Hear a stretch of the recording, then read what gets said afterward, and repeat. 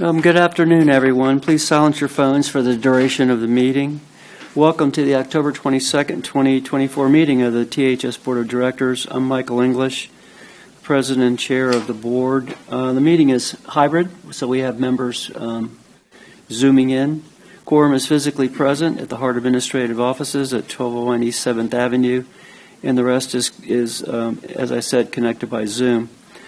Please join me in the Pledge of Allegiance. I pledge allegiance to the flag of the United States of America and to the republic for which it stands, one nation, under God, indivisible, with liberty and justice for all.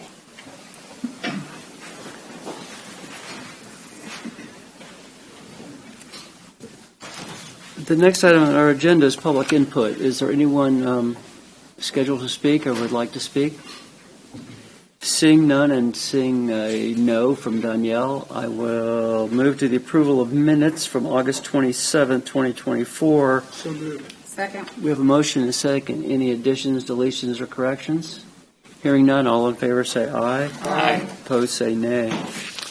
The next item is a presentation of the Hart overhead streetcar operating expenses. The presentation is uploaded to your services and also included in the packets, starting with page 10, and actually there's a copy of the report in front of you. Mr. Scott Drainville, CEO, you're recognized to introduce the item. Thank you, President English. So on August 27th, the THS Board approved and adopted the fiscal year 2025 Hart and Tampa Historic Streetcar budget with the understanding that the independent consultant would review and validate Hart's overhead streetcar costs of $1,475,290. WSP consultants completed an independent review to validate Hart's overhead streetcar operating expenses. The result of the independent review costs will be presented by Ms. Melanie Williams, Hart's Director of Budgets and Grants.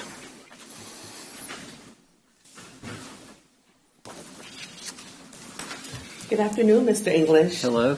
Members of the THS Board and Mr. Drainfield. My name is Melanie Williams, Director of Budgets and Grants at Hart.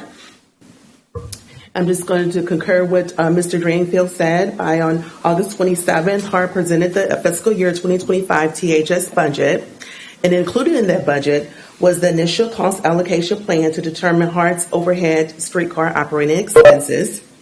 The budget was approved and adopted with that understanding that an independent consultant will review the methodology and validate the allocated costs. The independent review was completed this month, and so today I represent Hart's overhead streetcar operating expenses that was included in the FY25 budget, and then the results of the independent review of those streetcar operating expenses. Then the comparison of the budgeted costs and the costs based on the independent review.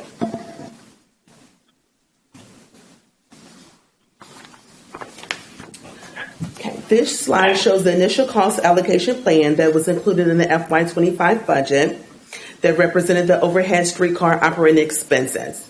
The total budgeted was $1,475,290.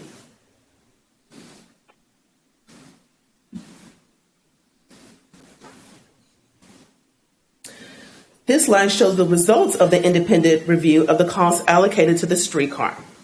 The review included each department's budget with the allocation basis to calculate the cost. The allocation basis depends on the activity or time spent within each department related to the streetcar. So you can see here we have the department budget, the allocation percentage, the validated cost, and the allocation basis. And some of those bases included the percentage of streetcar direct expenses to total direct expenses, the percentage of streetcar services hours to total fixed route service hours. The total validated cost was $1,384,589.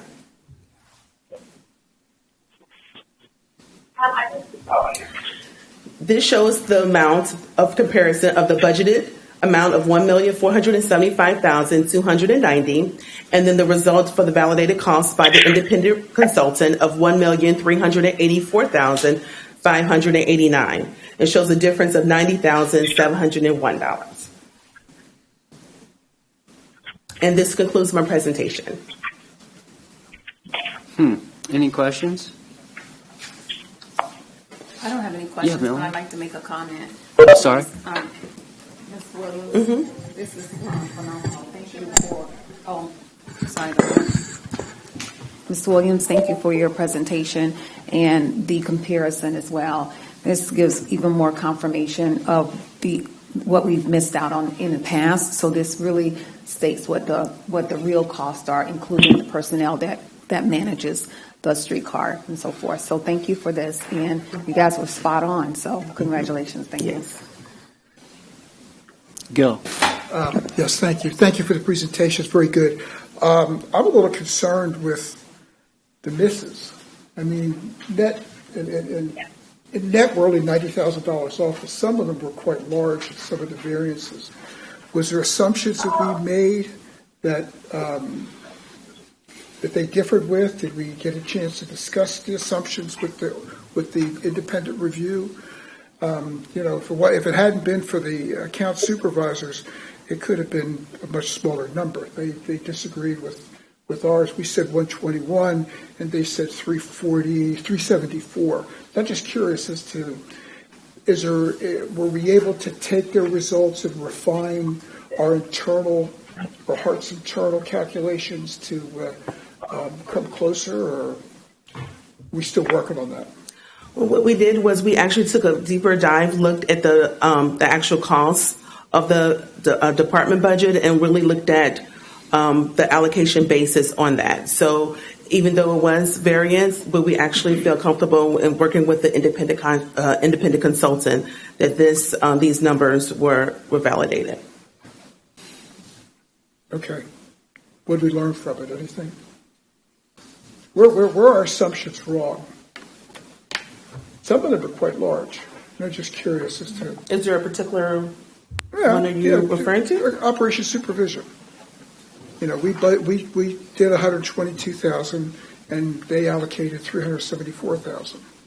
Just as an example. So So that's the Teamsters, the supervisors, and in the years past, we've always said that we've put that asterisk in the budget where the street supervisors.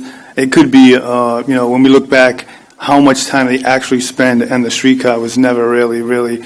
Once to talking to the individuals and how much time they actually spend on the peak of the streetcar, or anything that's going on, all that involvement gets allocated to the streetcar, and that's something that FDOT has pointed out in a few years, that we should have someone specifically allocated in operations control. And right now, how we have it is they kind of split the para and the streetcar, where we should be putting someone 100%. There should be someone in OCC 100% on the streetcar, monitoring the streetcar. So I think once the independent consultants went in there, and they realized there's a lot more time with the supervision of the Teamsters, that's how those costs were elevated. Okay, so what will happen with these numbers? The 1.3 and the 8.4. Is that coming back to Hart via the city, or what's? So as of right now, we don't have to take any action. I have a meeting in the morning, actually tomorrow morning, with the city to discuss this actual plan and see how we can come up with the shortfall going forward. I'm hoping that we can come to some kind of consensus and find that shortfall. If that doesn't happen, I do have public outreach already scheduled to reallocate the fare for the calendar year, January. And then most likely the next THS board, I would come back with some what service would look like to try to make up that shortfall. So we'd have some scenarios that the board could look over on what service would look like if we can't come up with that shortfall. Okay, thank you. Brandon. I had a couple of questions. I may have just misheard you, Scott, whenever you made your opening remark. I thought I had heard you say that WSP had done the study, and I see that the memo is from Banesh. Yeah, what's the involvement of the two? We're under contract with WSP, but Banesh is a subcontractor from that contract. Got it. Understood. Thank you for that clarification. My other question was whether there's more detailed documentation that you all will be sharing with the staff at tomorrow's meeting. I know that we have the one-page memo from Banesh, but I didn't know if there was additional study documentation to outline the methodologies and assumptions. And I think that at the meeting with staff tomorrow that will be requested. So I wanted just to clarify whether that would be available. We could ask the consultant to provide anything. If we can get something specific, we can actually provide that. We can talk with the consultant. Okay, thank you. So let me be clear. What was the number that you presented when we went through the budget? The number that was included was $1,475,290.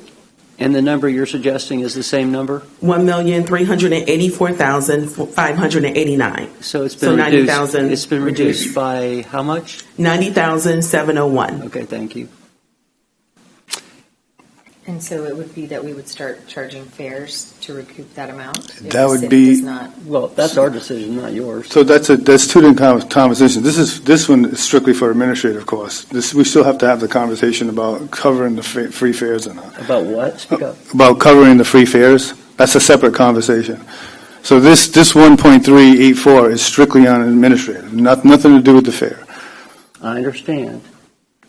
But a discussion about fares is a bigger discussion which needs to occur here. Right. Oh yeah. So after we talk with the city, we would bring it back to this board Right, to make decisions on how we're going to move forward. right, all right.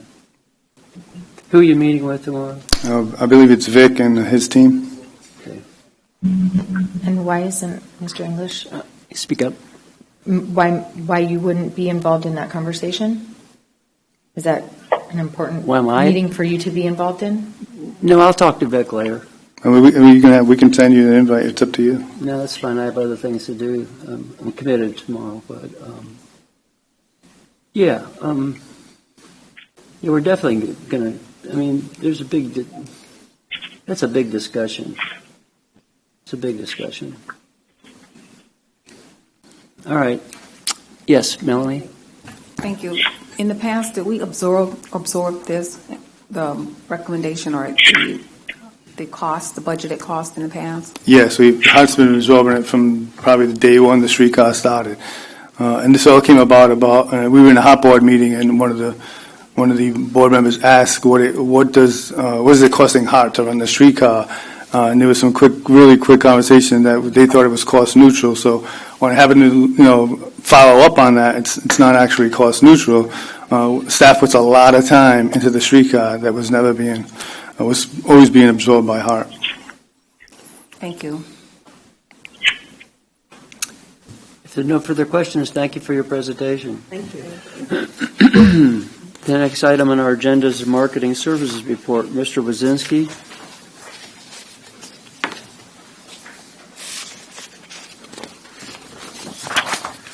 Good afternoon, Chair, THS Board, Mr. Drainville. I'm going to give, if it's okay, I'm going to give the overview just kind of jumbled between August and September at the same time.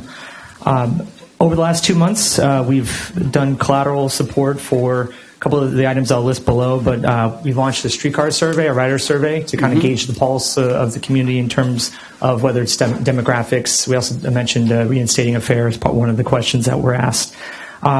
We did a lot of changing out the kiosks and things like that in support of some of the new advertisers that we brought on. Hurricane Helene happened in September, and so we supported, we had to reduce service during that time, so there was some graphic support related to that. And we also, Streetcar Live returned in September, so there was some graphical support related to that. As I mentioned, in August, we launched a Streetcar Rider Survey to gather feedback. And what we've, I'm not going to get into the full details yet of doing a deep dive, but one thing that we did notice that primarily over 85% or so were permanent residents that responded to the survey. So it's a good pulse of the ridership that we have. We also supported a streetcar operator recruitment campaign. You've heard over the last couple of months, the need for additional operators, and so we supported that with a campaign, a recruitment campaign that highlights the competitive pay and great benefits. As I mentioned, Streetcar Live returned to September, and so we have a full slate through May. In September, we had the JT Brown duo that kicked things off with their Space Folk. And that remains a collaboration between us and Gasparilla Music Festival, so we're excited to have them back. We also we relaunched extended streetcar service for Emily Arena events. For a while there, we weren't providing additional service for those events, so we're now, during the weeknights, we cover service until midnight, so we did a nice little marketing push related to that. A couple of the events that we served during those 2 months, Rod Wave, Comic-Con, Monster Jam, Bolts Brew Fest, and a couple of different artists that came to town. As far as media, one thing I wanted to highlight, the Points guy, they had he did a cruise port guide about the Port Tampa Bay and included the streetcar in that. And one of the things I think when we look about trying to grow ridership beyond what it already has is trying to do kind of what we did with the streetcar advertising and looking at the fringes. So going beyond just the streetcars, looking at the streetcar stations to sell. In this way, we're growing ridership with our normal riders, but are there opportunities maybe to work with the port to bring in more additional ridership related to port cruise traffic that comes into town? And so we've actually had a preliminary discussion with them regarding additional signage needs, both at the station itself, that's right over there, Port Tampa Station, as well as within the terminal itself, and any kind of materials and things like that, and working with Visit Tampa Bay to kind of grow just different opportunities for ridership. So instead of people, say, parking, in the parking lots there or whatever, maybe it's using the hotel, staying at a hotel that has streetcar service to the port. So just looking at different ways to try to grow that ridership. A couple of the main themes for the last couple of months in terms of the media, on the hard side of it, we're looking at a fare-free service on Route 1. So there's a lot of talk about the interconnectivity between the streetcar and giving essentially a free ride from USF all the way down to Ybor City here. Yeah, that's cool. And using that kind of interconnectivity between the streetcar and HART. And then obviously Streetcar Live came back, so there's quite a few stories regarding Streetcar Live as part of that. And that's primarily what we had on the media side. And then finally on the advertising side, we welcomed Orlando Health. Orlando Health is doing a big push in the area, and they've actually taken over Dick Greco's Plaza, and they extended through December, roughly $15,000 a month. So there's good revenue to the streetcar. Cool. A couple others. McDonald's did a couple of streetcar wraps and interior cards as well, and we. I believe that wraps it up. Yep, that's all I had for my report. Any questions? That's a lot. Thank you, Frank. Any questions? Thank you so much. All right. Let us move to Streetcar System Performance Report. Mr. Allen. Good afternoon, President English, members of the board, Mr. Drainville, Ryan Allen, Director of Streetcar Operations. For August, we had 44 and a quarter missed trips. The most of those were the 23.5 trips, which were caused by the weather, 7.5 trips for shortage of operators, 6 3/4 trips for mechanical issues, and then we had the rest of them were due to CSX signal malfunctions. Of the trips we ran, 99.22 were on time. So, and we had 2 incidents in August. Excuse me. The first one on August 14th, we had a car at Centennial Station. The resistor grid failed, caused a smoke. They evacuated the car for safety reasons. What happened? A resistor grid underneath the car failed, and it started to smoke. The smoke came up into the car, so the car was evacuated for that. It was very minor damage. But nonetheless, we did evacuate the car, and we did report it to FDOT. Good. The other one was on August 18th, right out in front here. Car 432 split the switch right here in the yard. This was due to a mechanical issue with the switch machine. For August, our ridership was 99.977 or 99,977, up from 96,866 the year before, and of that, 103 were ADA boardings. Okay, for September, missed trips were quite a bit different. We had 399.5 missed trips. That's caused by 266 of those were caused by Hurricane Helene. The rest, shortage of operators, caused 104 missed trips, and 16.5 were due to mechanical issues, and 12.25 were due to flooding and other weather events. So we had a pretty good Tough hit month. from Mother Nature there in September. Yeah. Of that, our OTP for September was 99.69, and we had 2 accidents in September. On the 19th, car 436 hit a car right by Dick Greco Plaza. Car ran the crossing and was struck. And on the 27th, car 435 hit a car exiting the Sparkman Wharf complex. Both these accidents, the motorman or the drivers of the vehicle were cited for both of those accidents. And finally, for September, our ridership was 88,015, down a little bit from 90,385 the year before. Of course, we had all those days of not running, which certainly affected it. Anyway, for the fiscal year, our total ridership was 1,330,932. And I had a quick question. Sure. On the shortage of operators bumping up in September, was that due to operators being personally impacted by the storms? Is that because it went from 7 to 104 between the 2 months? No, it was due to one being terminated. Okay, so it lowered our pool down. Understand. So that being said, we have 2 people in class that started on September 16th. They'll be graduating 1st of November. And we have another 2 that will start class around the 1st of November. So Excellent. We're working our way out of it. Any questions? Thank you, Brian. It was excellent. Thank you. Thank you. That brings us to legal legislative reports. David Smoker. Thank you, Mr. Chair. I have nothing to report. Nice report. Thank you. Let's move to the chair's report. I don't have anything to report either, except that I'm thinking a lot about our budget and the shortfall and some potential other funding sources, and I want to discuss that with you. Other than that, yes? Is there any update on the extension down Port Avenue? Streetcar extension? Streetcar extension. I can give a brief update that Sure. We have an RFQ that's published that is, I should have checked, I think Thursday is when the responses are due for project development. Okay. So I can't say much because it's... Place it. So this is just basically the early phase before design. So we're still several years off. Okay. Thank you.